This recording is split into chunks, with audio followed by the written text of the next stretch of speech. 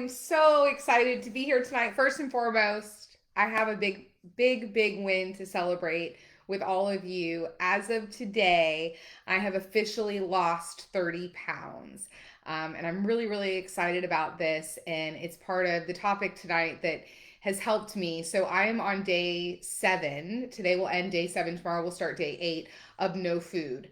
I am on a liquid diet right now. We are figuring out some gut health stuff that has prevented me from losing a lot of weight and reaching my health goals. And this year, I turned 40 last April, and I said this year would be my health year. It was the only area of my life that I had not truly put the work of being uncomfortable into. And so I just want to celebrate that with all of you, because a lot of people are asking me, how are you going 7 days without food? How are you doing this? And it really brought me to today's topic. And today's topic came straight out of a book that I read every morning. It's a devotional that I read, and it's John Maxwell's Daily Leadership Reader. It's a leadership reader. It's a daily devotional that John Maxwell does for leaders, and it was around attitude. And so the title of tonight's Breakthrough with Brindley is My Attitude, My Choice.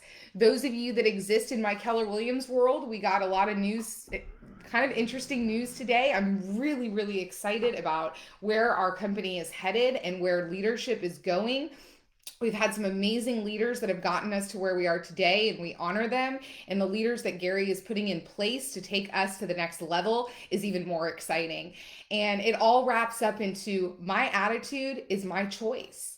How I choose to look at things, how I choose to act towards them, what I choose my opinions to be, what I choose my attitude towards them to be is all my choice. What happens is that we allow events to dictate our attitude instead of remembering that it's a choice.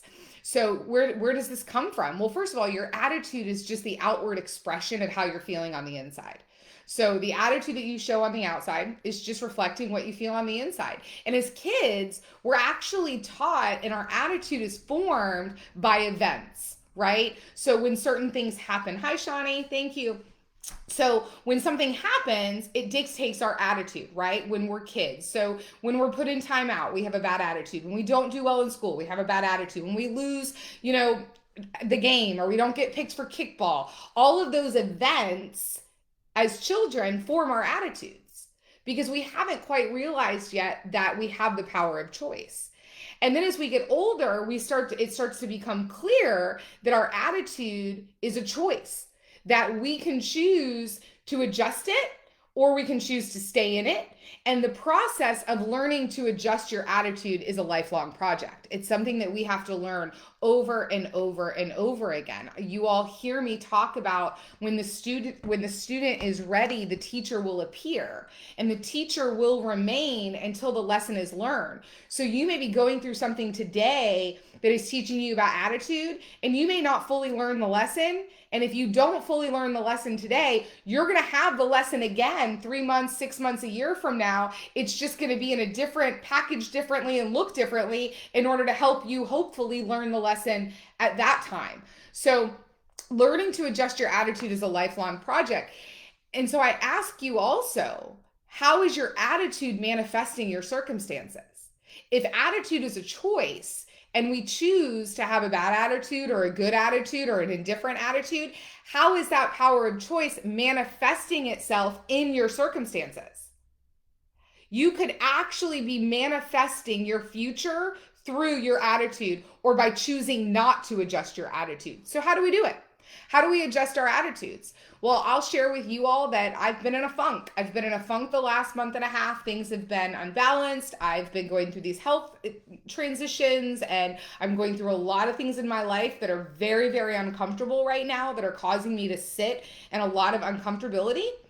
And when I sit in uncomfortability, I start to doubt myself. I start to think less of myself. My ego finds its way to creep in to try to prevent me from being my highest and best self. And I finally had to snap out of it. I finally had to say to myself, okay, Brindley, you're in a rut and you're in a funk, and you need to get out of it, because you're the only one that has control. You're the only one that controls the destiny of getting you out of this situation. So here's a few things that I do when I'm in a rut or when I have a bad attitude and I need to change my attitude. Number one, focus on what you can control. My dear friend and mentor Ben Kinney says this all the time. He actually has a triangle written around it, right? We have to focus on the things that we can control.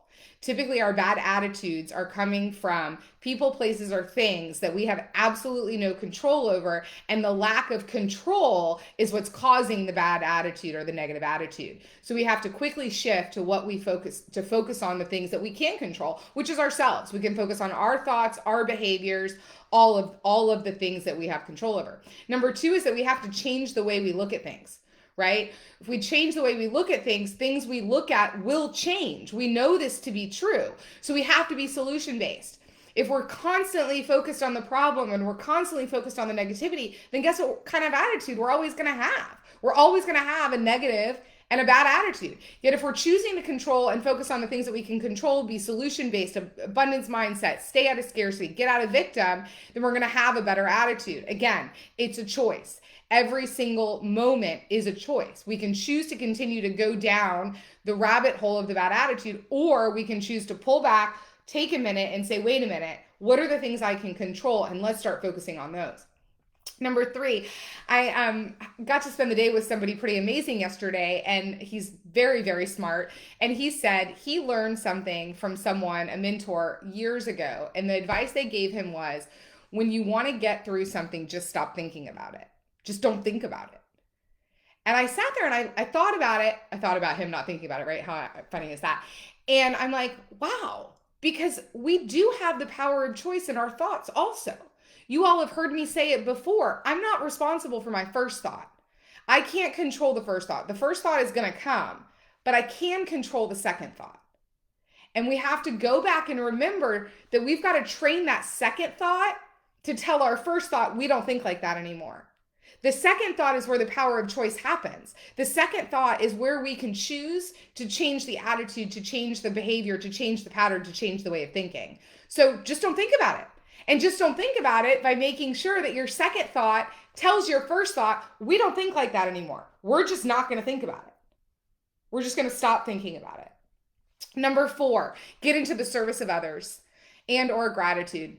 Right? Call somebody, tell them you love them, tell them that you are grateful for them, go do an act of service.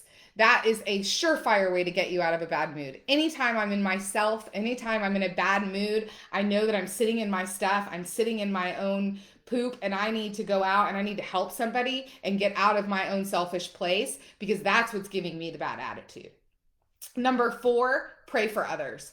I don't know why this works. I can't explain it, but I tell people this all the time and they come back to me and they're like, whoa, I can't believe that worked. If you have a bad attitude towards another human and you're having a hard time accepting their humanness, pray for them. Now, I'm not saying that you have to pray to a Jesus God. Pray to whatever you believe. You guys hear me say it all the time. I don't care who your God is, as long as it's not you. But there's some bigger thing than you. It can be Mother Nature. It can be your God. It can be a Christian God. It can be whatever it is. Yet, and if you don't choose to pray, then choose to maybe do positive statements towards that person, direct positive energy towards that person in a meditative state. But praying for them for 21 days consistently will start to change your attitude towards them. Here's what's amazing and fascinating is that when our attitude changes, the people around us, their attitudes change. They change by either living by our example and following our example, or they leave because they can't handle that we are not giving into the bad attitude, or we're not feeding it, right? We're choosing to ignore it. We're choosing to set a boundary. So praying for someone will help to change your perception of them and get you out of that funk and get you out of the bad attitude. Now, what do you pray for? I don't pray this 20-minute long prayer. The prayer that I pray is very simple. I pray for such person that they would have all the things I would want for myself: peace, love, happiness, and wealth. And that's it. I pray for this person that they would have everything I would want for myself: peace, love, happiness, and wealth. And I don't know what it is. Typically, I don't even have to go the full 21 days. Right around day 8 or 9, all of a sudden the resentment is lifted.